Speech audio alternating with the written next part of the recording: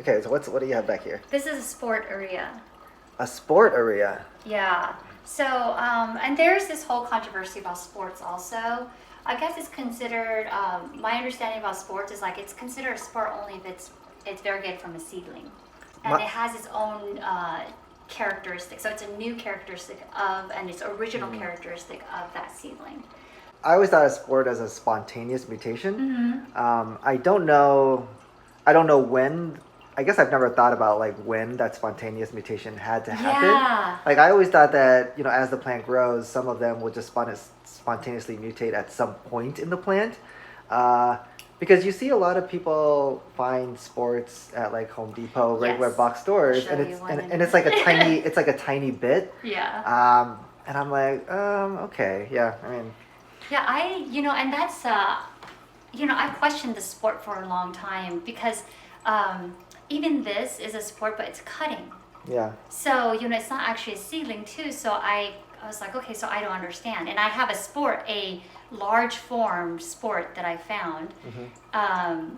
And it's a large form, so it's mature. Yeah. So how is it considered a sport as opposed to just taking a cutting and a cutting of a variegated area, you know what I mean? Right. And who is calling these sports? And how can you prove that it's a sport, I don't think you can. Right, it's hard to figure out if it's a sport. Sometimes the variegation pattern is a little bit unique. Yeah, the gentleman that I bought it from was trying to explain it to me, and I was just like, okay, okay, so if I cut it up later, can I sell it as a sport? And he said yes. But I go, what's the difference from taking a variegated area and cutting it?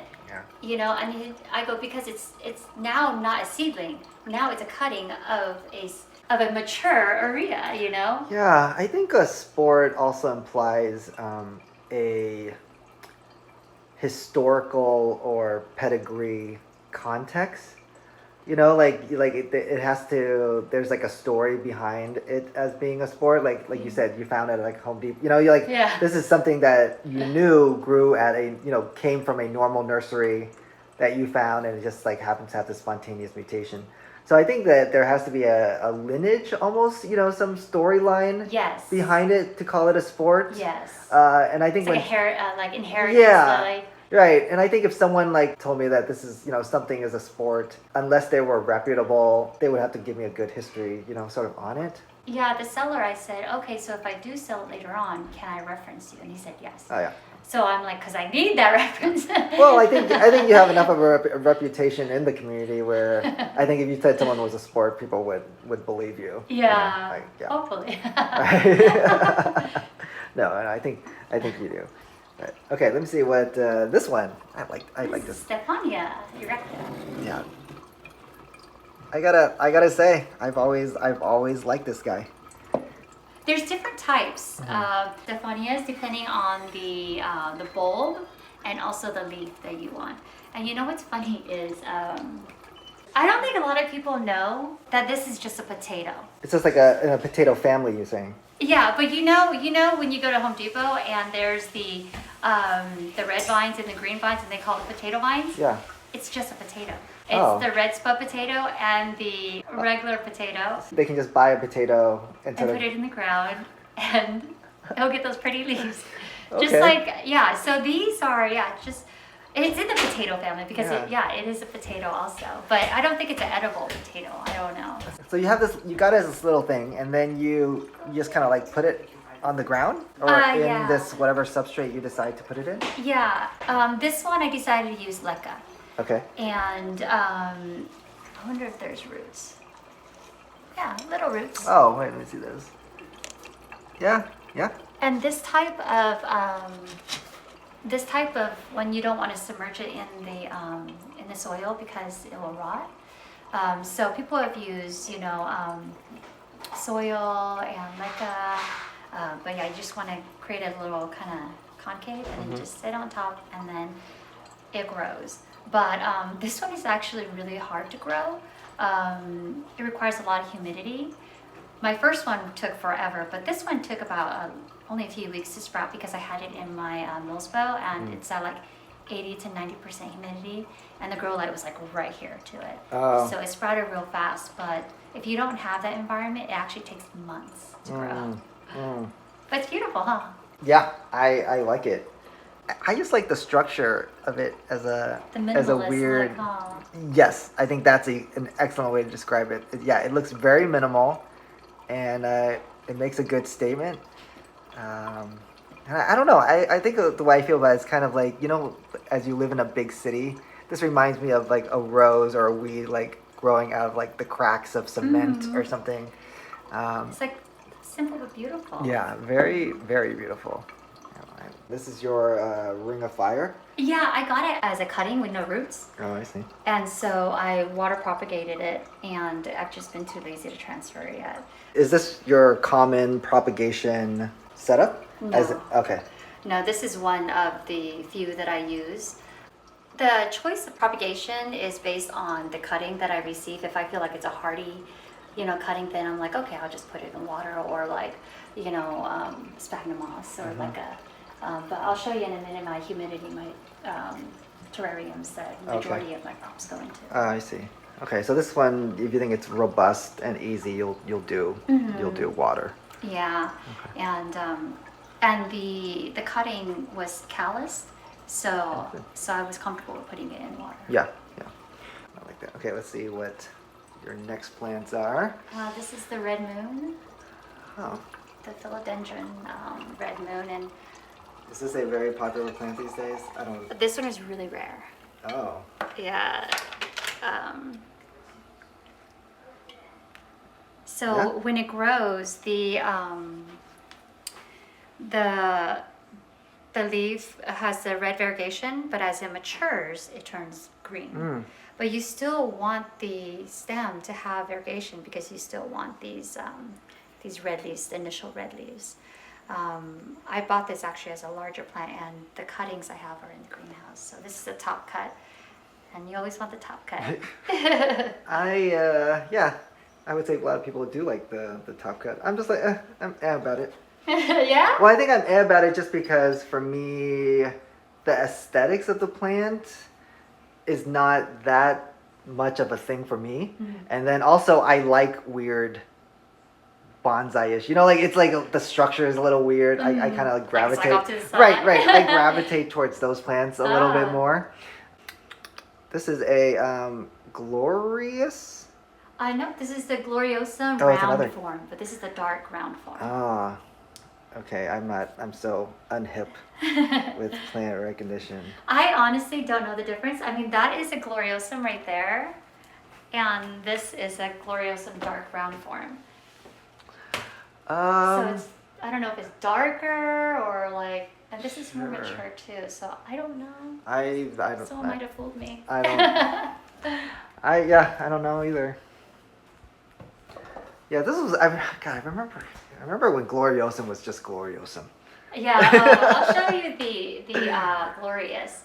You'll see the big differences. Oh no, I know the hybrids. I told people hybrids were cool before they were cool. But yeah, now there's so many forms of Gloriosum. There's so many forms of Varicosum. Yes, Milano, Varicosum. Yeah, but I like the hybrids. The hybrids have always been a huge favorite of mine, and yeah, they were very affordable. And I think what people don't know about the hybrids was that they grow faster and they're generally pretty easy. Hardier, huh? Yeah. Okay, let's see what these are in the corner. This is Solerai AFF. This is from Equigenera. I originally was looking for Solerai, and then this was sent to me. But it's not as round as the Solerai. So what's the difference between a Solerai and like what does it mean when there's an AFF at the end of it? I forget the definition of AFF, but it's almost like there's really no name for it. Like they found it and it looks like a Solerai, so they call it Solerai AFF. So it's like affiliate or something like that. Right, that's my understanding of it as well. But yeah, the features and everything are very similar to a Solerai, except for the Solerai, the leaves are a little rounder, more like a plump heart. I like it. I mean, super impressive plant. Very easy. Very easy. How big did you get it as? I got it when it was like these were the original leaves right here. So 1, 2, 3, 4 leaves, and the leaves got big fast. Oof. Like, Yeah. Ugh. Yep. I like big plants. I'm sold. I'm sold on this one. And it's like the color, the pattern kind of stayed the same as well. Ooh. Sexy, huh? Very nice. Very nice. See, and I also like this is the kind of weird stuff I like, where it's kind of, you know, yeah, like the structure is just kind of like a little off. So basically, your plant's just gonna keep growing sideways, yeah. Yeah, it will eventually like go wherever it wants to go, and I like that. Yeah. And I like that, even though your leaves are really big, they're not. You don't have crispy edges. This one actually is in a very chunky soil in a smaller pot, and underneath is sphagnum moss, and I have sphagnum moss stacked on top. So they're to create humidity. Oh. And I'm also air layering it as it's going. Wait, so it's sphagnum, then sphagnum the bottom, and then there's it's in a smaller pot with soil. Oh. That is smart. As I'm watering it, and there's no hole on this one, so it's just creating a humidity dome in the root system. Oh my god, and it looks so much better than mine. Like, because I don't really like these kind of big pots, because if you just put your plant in and you fill it with whatever mix you have, it just retains so much water. So I always put a smaller pot in, but then it looks really aesthetically not as nice as this. But like putting the sphagnum moss on top of it, it's genius. Yeah, I was so I was trying to just root them, and all of them now, each of the node has roots that are going down. So I'm big on air layering and rooting. And then I was just figured when I'm ready, or if I'm ever ready to chop, then I could just chop and they're all independent. Right. You know, just like a random side thing. You know, have you heard of the Keiki paste?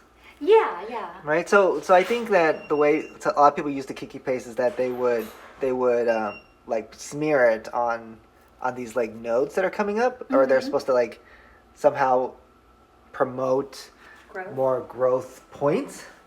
What do you think about that? Have you had any experience or? Oh yeah, I used to be a big Keiki paste person. When I first started, I used Keiki paste on all of my nodes, but I quickly learned that by doing that, you end up with some rotten growth points, and so you end up wasting those growth points. Let's say you have a cutting and there's 4 nodes on there, and you Keiki paste it. And Keiki paste is great; it will activate the nodes. But then but if all the individual nodes are not rooted, you have one root system trying to support all 4 of the growth points at once. And it doesn't work that way. And depending on the environment, if it's too humid or anything, you can rot those growth points. And I've rotted a few, or a good handful of growth points due to that. So for me wise, if I ever use Keiki paste, if I have the 4 nodes, I only Keiki paste the top growth point and let that growth point grow, and then when that one individually roots, then I chop that and then Keiki paste the second one. So one by one. I wonder if you know, when people who do the air layering or the air rooting, I wonder if that's a Keiki paste may play a role there when you try to Keiki paste a new growth point next to the air layering system. Yes, if you are going to Keiki paste, I mean, right now you can do the notching. Oh right, I've heard about the air layering. And so I do that when like if I was ready to Keiki paste, I would separate this from each individual node, and then I would Keiki paste them. So because they're all individually rooted, this node isn't dependent on the root system that is trying to support all of that. So. Yeah, that's my issue with the whole Keiki paste thing. I understand that it's supposed to do like node activation or growth point activation, but I'm just like, your root system's still the same. The energy that the plant has in total is the same. It's now you're just spreading it into multiple growth points, which can slow it down by a lot. And I mean, it's very exciting though, because it's like, oh my gosh, all 4 nodes are all 4 growth points are activated, and you think that it's just going to grow all 4 at the same time. It doesn't happen that way. I agree. I'm just like, it doesn't make sense. When Keiki paste, I guess, like, was really, really hot, it just started coming out 2 years ago. Right, yeah, you would see people, they would show pictures of like slobs of the paste on a node, and then you see a couple growth points, and that's it. It's like that's where the pictures end. You never see like huge stems coming out. Yeah. Like it's just right. That's. And I fell on that train. I was like, oh my gosh, Keiki. It's exciting. I have to say, like it's very exciting, and the people were in the beginning. Those were very, I would say, very convincing, persuasive, pictures. And then you have a tortum. Yes, the narrow form. Okay, I didn't even know there were different forms. Your tortum looks better than my tortum. Oh, they're hard. That one had suffered for a long time, but they're actually really hard. Okay, so I think your form, whatever this form is different from mine because my tortum is thicker. This reminds me of the polypoides. It's like a Philodendron polypoides, if I'm saying that right. Yeah, it's a stringy. It's very similar to this. Yeah, your form looks. I agree. Your form looks better then. Hold on. So yeah, this is the wide form. Okay, yeah, this is the one that I have. The wide form. This is basically just the regular form. Right? Yeah. I don't know which one's the original. I think this is the regular form. When people think about tortums, they think about this and they want that, or they are thinking about this and they get this. Yeah, I didn't know there was two forms until just last year or something. Oh yeah, it's a huge difference. I like the more narrow. I do too. Sweet. It's more delicate. Is it harder to take care of? They're both the same. Okay. Yeah, they just required a lot of humidity to begin with, but now they've acclimated. Yeah. Very, very cool. I like that. Man, I'm like sold on so many of your plants.